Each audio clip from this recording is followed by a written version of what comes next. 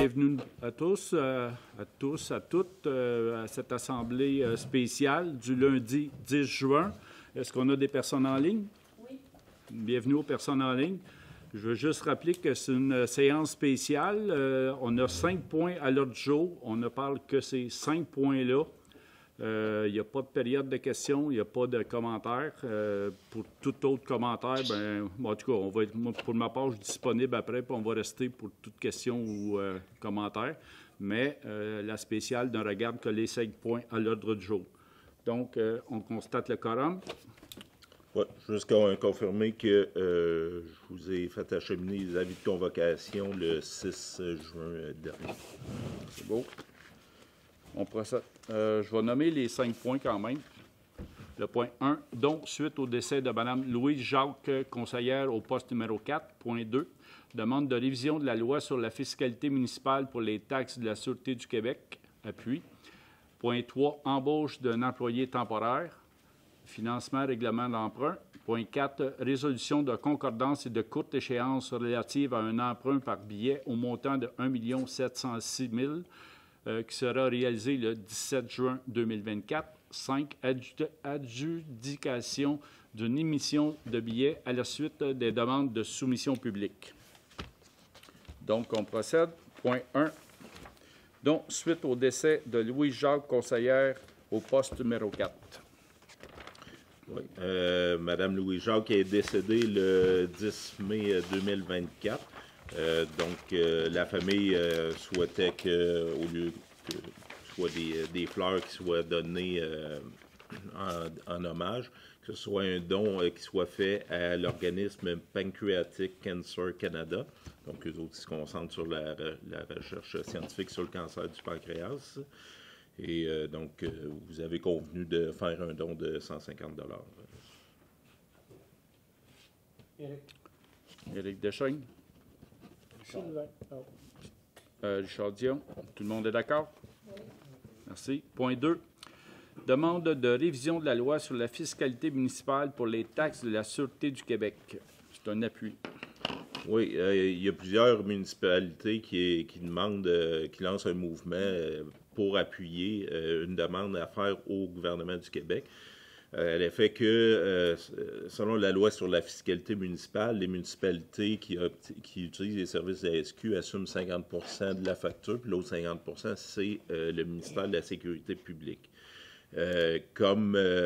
Essentiellement, le mouvement, c'est pour réduire le fardeau fiscal des municipalités, que les dépenses puis les salaires, les investissements faits dans la Sûreté du Québec, les municipalités n'ont pas leur mot à dire alors qu'elles payent 50 % de la facture. Donc, c'est un mouvement, dans le fond, pour demander à réduire le pourcentage à payer. Donc, Sylvain Toupin. Vincent Bergeron. Tout le monde est d'accord? Oui. Merci. Point 3. Embauche d'un employé temporaire. Oui, donc on a un employé qui est actuellement en arrêt de travail. On ne sait pas pendant combien de temps cette personne-là va être en arrêt de travail. Donc, c'est pour me déléguer le pouvoir d'embaucher un employé temporaire supplémentaire, là, un de plus que les étudiants qui ont été prévus initialement. C'est-tu un employé ou un étudiant? C'est un employé temporaire. OK.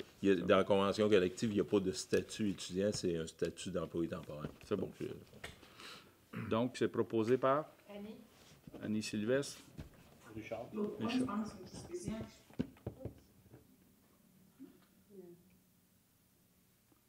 Est-ce que c'est quelqu'un en ligne qui a posé une question? Non, c'est juste qu'il n'est pas mis de mute. Ah. C'était qui l'appuyant? Richard Dion. C'est appuyé par Richard Dion? Oui. Donc, c'est adopté. Merci. Financement des règles d'emprunt numéro 330, 348 et 350. Point 4. Résolution de concordance et de courte échéance relative à un emprunt par billet au montant de 1 706 000 qui sera réalisé le 17 juin 2024.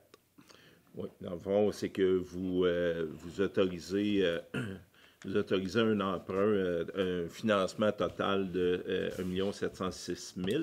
Dans le fond, c'est le cumul des règlements d'emprunt 330 au montant de 306 000, le règlement d'emprunt 348 au montant de 500 000 et le règlement d'emprunt 350 au montant de 900 000. Donc, il y en a un, c'est pour les chemins forestiers, l'autre, la construction du terrain de tennis pickleball, et l'autre, c'est pour la conversion du bâtiment de l'ancienne caisse et de l'actuel hôtel de ville. Donc, c'est ça. Okay. Donc, quand on parle de courte échéance, c'est évidemment c'est pour le premier 5 ans avant que le taux d'intérêt soit renégocié. Donc, ça prend un proposeur, un appuyeur. C'est proposé par Annie? Annie Sylvestre, Sylvain. Sylvain Toupin. Tout le monde est d'accord? Oui. Merci. Point 5, adjudication d'une émission de billets à la suite des demandes de soumission publique. C'est un mot difficile à dire, Oui. l'adjudication. Donc, cet après-midi, au ministère des Finances, il y a eu l'ouverture des soumissionnaires. Donc, le ministère des Finances, quand les municipalités empruntent, c'est eux qui vont en appel d'offres auprès des institutions financières. Donc, les enveloppes ont été ouvertes cet après-midi. Donc, la plus basse, c'est la Banque royale du Canada à un taux d'intérêt de 4,55 pour les 5 prochaines années. En deuxième, il y a eu la financière Banque nationale à un taux d'intérêt de 4,71 % puis la Caisse des jardins de Dautré à 4,74 %. Donc, le plus bas soumissionnaire, c'est la Banque royale du Canada. Donc, c'est pour leur octroyer le financement. Richard Dion. Vincent Bergeron.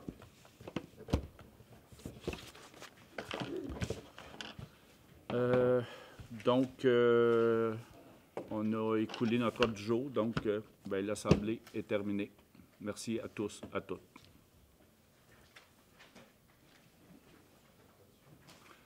Maintenant que l'Assemblée est